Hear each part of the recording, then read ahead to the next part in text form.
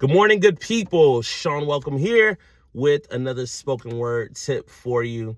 One of the most common questions that I get is, how do you memorize all of that?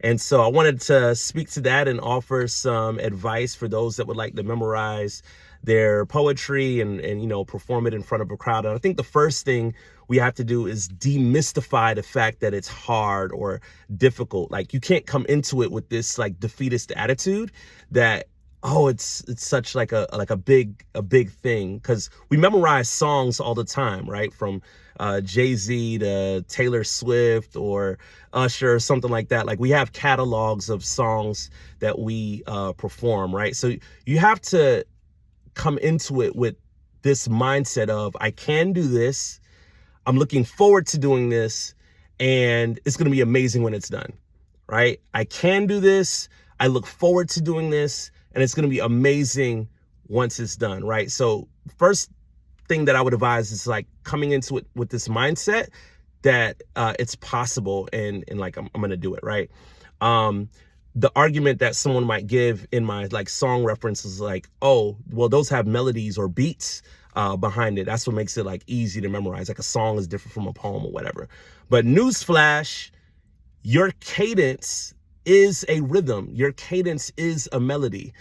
Every language, English, French, Spanish, whatever it is, all has like this sort of rhythm and melody to it. So the first advice or piece of advice that I would give is, when you write your poems, write it in the same melody or cadence as your natural voice. Like, you don't have to abandon what's working for you to make it like fit into what you think is poetry, right?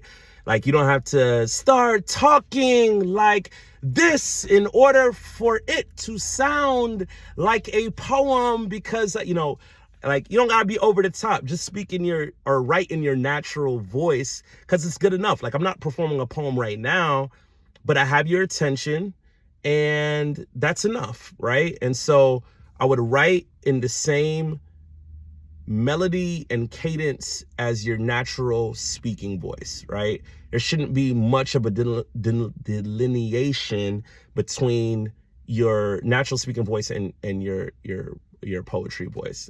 There's some offshoots, but it shouldn't be like drastic. So that's point number one.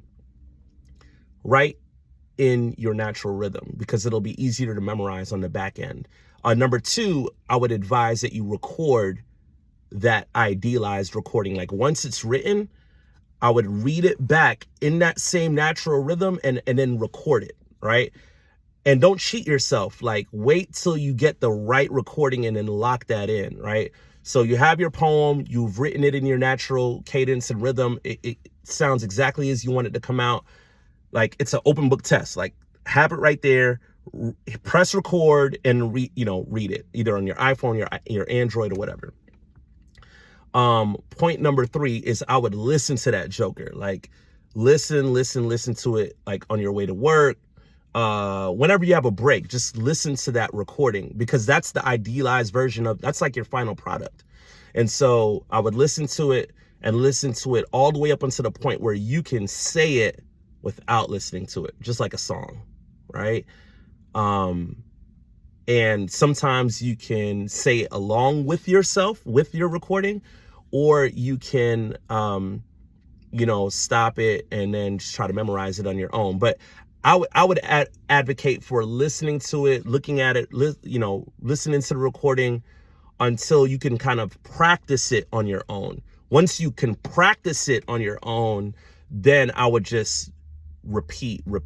There's no way outside of repetition that'll get you to memorize your work. And if I had to give you a number, I would say, if you can get through it, maybe 15 to 20 times without messing up, like going straight through, then it'll be ready for your audience. In my case, sometimes I only got one shot.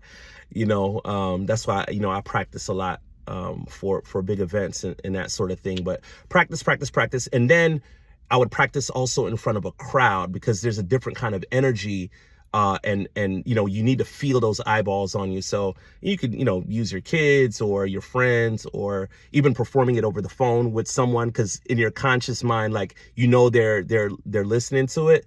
Practice a few times in front of your with like a live energy feedback type situation, and then you'll do it.